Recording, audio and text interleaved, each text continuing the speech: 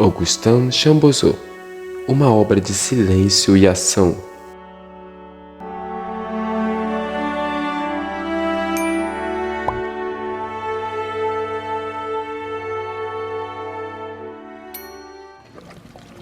Descendente de uma linhagem de senhores de várias terras, ele poderia ter usado o título de marquês, de conde ou barão, mas preferiu não usar.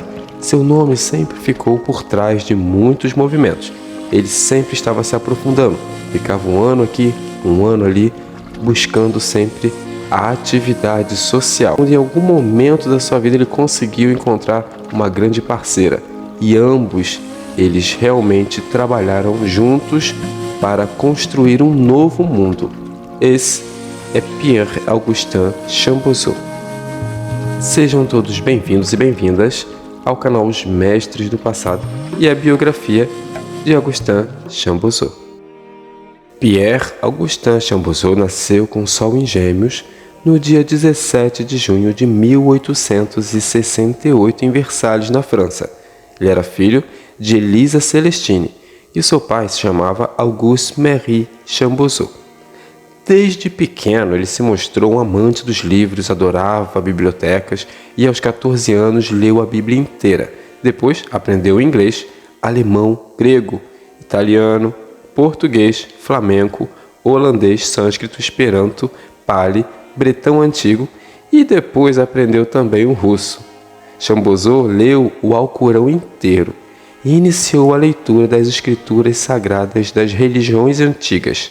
Leu Adolphe Frank e Vaporiot, sobre os quais ele disse: "O que aprendi, graças a Frank e Vaporiot durante o ano de 1882-83, é a base do que eu chamo de minha erudição." Ainda na adolescência ele se dedicou à leitura de Thomas de Kempis, com o livro A Imitação de Cristo, que nós temos um vídeo aqui no canal. E desde cedo ele também estudou música e desenvolveu também seus dons na música e na literatura escrevendo. O pai de Chambozo precisou se mudar devido ao seu serviço militar e pediu para que o amigo Jean Labrousse abrigasse o filho enquanto ele terminava os estudos no Liceu Le Mans. Os Labrousse eram ligados a Pierre Gaëtan Lemarie, um discípulo de Allan Kardec e também era editor da Revista Espírita. Gaëtan Lemarie foi um defensor da emancipação das mulheres, lutou pela difusão do ensino através da Liga de Ensino e foi um organizador do Congresso Espiritualista da França em 1889. Após os estudos básicos, aos 18 anos, possuindo tantos dons e após muitas dúvidas sobre sua vocação, ele decide cursar medicina e vai se instalar em Paris. Chambozo, em 1886, publica vários contos e se torna escritor, mantendo assim uma remuneração para pagar os seus estudos. Nesse período, ele trabalhou no Museu Guimet. Ele foi contratado para ser curador e bibliotecário, e em uma das exposições no museu sobre o mundo antigo, nasceu a sua paixão pela mística filosofia budista e pelo hinduísmo, uma paixão que ele continuará alimentando por toda a sua vida. O pai de Chambozo deu uma lista de parentes para que ele visitasse em Paris, e um desses parentes era sua tia Amélie de Bois-Montmartre. Às noites de quinta-feira, ele vai visitá-la. Amélie se interessava muito pelo espiritismo. Diz Chambozo sobre ela: "Ela era muito mística, ultra mística. Nenhuma ciência oculta tinha segredo para ela. É verdade que a esse respeito ela havia sido moldada por Adolphe Desbarrolles. O que a fascinava mais do que tudo era o martinismo." Sua tia Amélie era depositária de uma misteriosa transmissão iniciática que vinha através de Adolphe Desbarrolles e que se ligava ao círculo dos amigos íntimos de Louis-Claude de Saint-Martin. Chambozo foi preparado através da leitura dos livros de Louis-Claude de Saint-Martin, e segundo o próprio filósofo desconhecido, essa preparação consiste de 1. Purificai-vos, esse homo. 2. Pedi, o homem de desejo. 3. Recebei, o novo homem. 4. Agir, o ministério do homem espírito. Esses são os 4 livros divididos em etapas da obra de Louis-Claude Saint-Martin.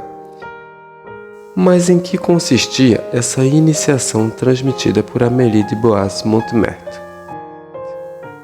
Nas palavras de Jean Chambozeau, essa iniciação tratava-se unicamente da transmissão oral de um ensinamento particular e de certas compreensões das leis do universo e da vida espiritual, o que em nenhum caso pode se considerar uma iniciação ritualística propriamente dita.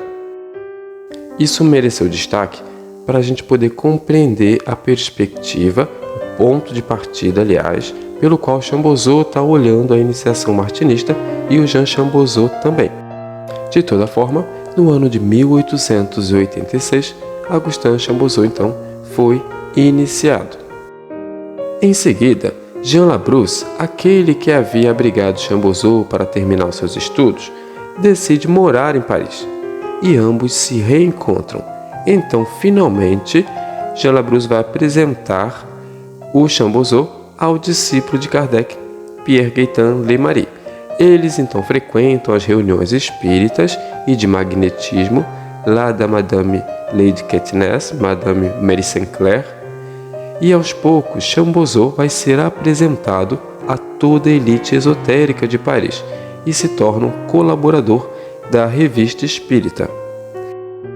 E através dessa revista, em 15 de dezembro de 1889, Chambozeau publica um relatório sobre os ofícios budistas na Exposição Universal de Paris. Ele conhece Villiers de l'Isle-Adam, que se tornará um grande amigo íntimo para ele, e também, a conselho de Pierre Gaëtan Leymari, o jovem Chambozeau se apresenta ao Hospital de Caridade. Aí então ele vai conhecer o Dr. Gérard Dancos. Desde 1884, o Dr. Gérard Dancos publicava com o pseudônimo Papus e já dava os primeiros passos na criação da ordem martinista. Ele fora recebido e iniciado numa tradição alquímica também e iniciado em uma tradição rosacruciana secreta que remontava aos irmãos asiáticos e aos fratres Lucis. Ele contava então com os seus 24 anos de idade. Papus trabalhava no hospital e realizava reuniões aos domingos, recrutando homens de desejo para a iniciação espiritual. Lucien Mochel, o Chamuel, já era frequentador desse grupo de Papus. E Papus também já frequentava as reuniões de Stanislas de Gaëtan. Já conhecia Charles Barlet, já conhecia Joséphine Péladan, Victor-Émile Michelet e Saint-Yves d'Alvedre. Logo, após se conhecerem, Augustin Chambozeau e Papus trocarão iniciações e perceberão que eram depositários de uma tradição que remontava a Louis-Claude de Saint-Martin. Muitos outros desse grupo também tinham iniciações e eram depositários de outras linhagens. Por que será que escolheram especificamente Louis-Claude de Saint-Martin? Louis-Claude de Saint-Martin era principalmente o símbolo da luta contra o materialismo, o positivismo e contra o cientificismo. E após passar por muitos caminhos, pesquisas, Louis-Claude de Saint-Martin trabalhou até o final da vida para unir a teurgia cabalística de Martinez de Pasquali, as práticas, com a filosofia mística cristã até rosacruciana de Jacob Böhm. Então, Saint-Martin era o símbolo de uma síntese cristã, judaica, mística, rosacruciana. Saint-Martin também é o nome de um mártir e um santo cristão da França.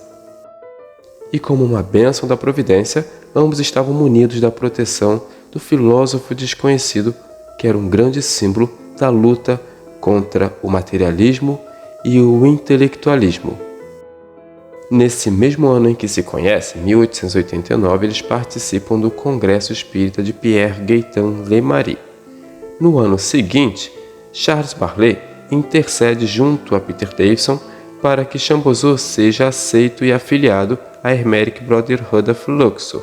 Então ele começa a receber os seus ensinamentos. No ano de 1891, é formado o primeiro conselho da Ordem dos Superiores Desconhecidos, a Ordem Martinista, e Augustin Chambozeau será um dos membros do conselho. No ano seguinte, em 1892, Augustin Chambozeau é admitido na Ordem Cabalística da Rosa Cruz, fundada por Stanislas de Gaeta em 1888, e nesse ano também ele se torna membro dessa Câmara. Em 1893, Chambozeau se afasta das reuniões da Ordem Martinista. Ele pede para licenciar-se do Conselho Supremo da Ordem para dar ação às suas atividades políticas e sociais. Mesmo de licença, o Papus vai respeitar a vaga do Chambozeau, não a ocupando. Chambozeau vai voltar à Ordem bem depois.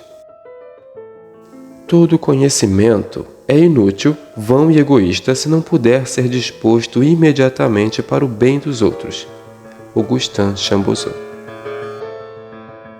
Nesse período, Chambozeau também se afasta da carreira em medicina e começa então a publicar em periódicos científicos, isso em torno de 1900.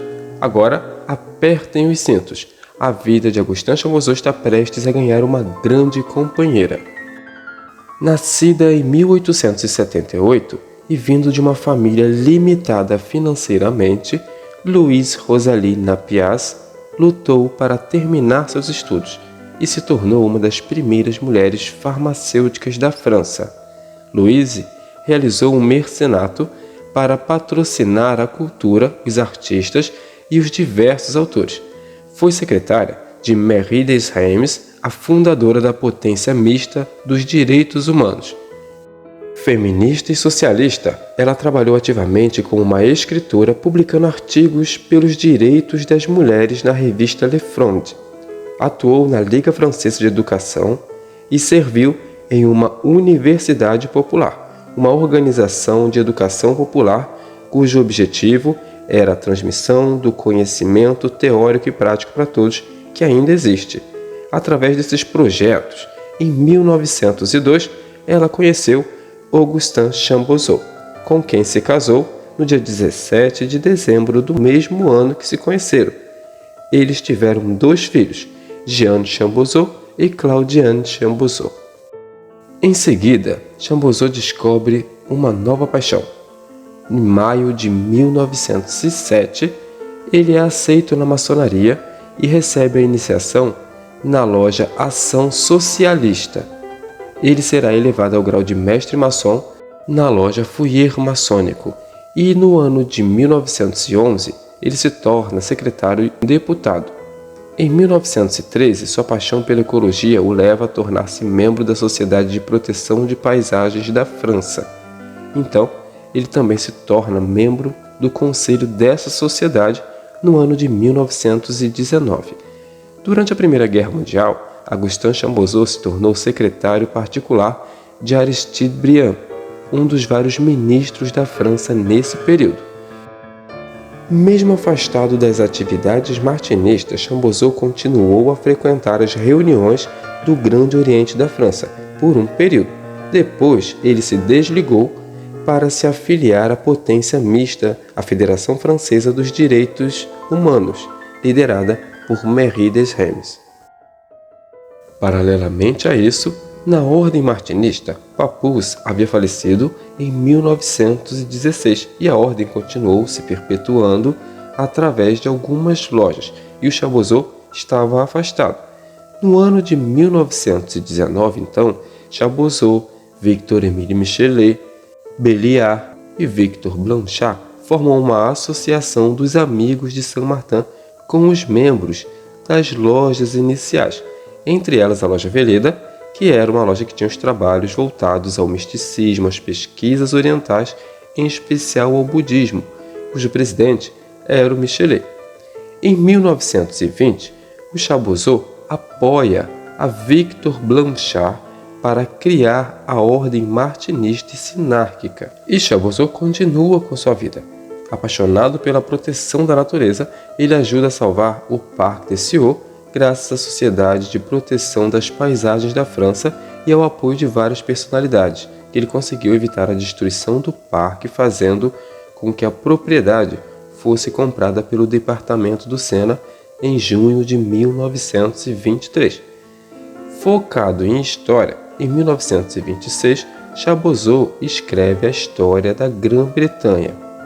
Voltando agora para o martinismo, no ano de 1929, Jean Chapuzot, o filho de Chapuzot, é iniciado no martinismo na loja Atanor. 2 anos depois, no ano de 1931, com a morte de Aristide Briand, liberado das suas responsabilidades políticas, o Chapuzot resolve retornar à ordem martinista e criam então, depois de muitas reuniões e pedidos, a ordem martinista e tradicional. Ele é eleito seu presidente. No ano de 1932 ele abdica do cargo e passa para Victor-Émile Michelet para assumir a ordem. Michelet faz isso até 1938. No ano de 1939, com o início da Segunda Guerra Mundial, ele foge da capital. A casa de Augustin Chapuzot e sua biblioteca foram invadidas e saqueadas pelos soldados nazifascistas. Chapuzot assumiu a ordem com seu filho Jean como vice e continuou também trabalhando, ainda que em segredo. E a sua secretária nesse período de guerra é a Madame Jeanne Guesdon. Nesse período de guerra também, Eugène Dupré ficou com um grupo de estudos martinistas em uma loja e ele se aproxima de Augustin Chapuzot e Jean Chapuzot com a Ordem do Lírio da Águia e com a Rosa Cruz do Oriente. Com uma vida de sacrifícios pelo bem maior, pelo bem da sociedade, Augustin Chapuzot terminará os seus últimos dias escrevendo e traduzindo com sua consciência em paz. Pierre Augustin Chapuzot retornou à sua morada espiritual no dia 2 de janeiro de 1946, através do tempo e do espaço, em um ponto do infinito ligado ao mundo cuja esfera está espiralando para frente. Livre pelo amor, você existe.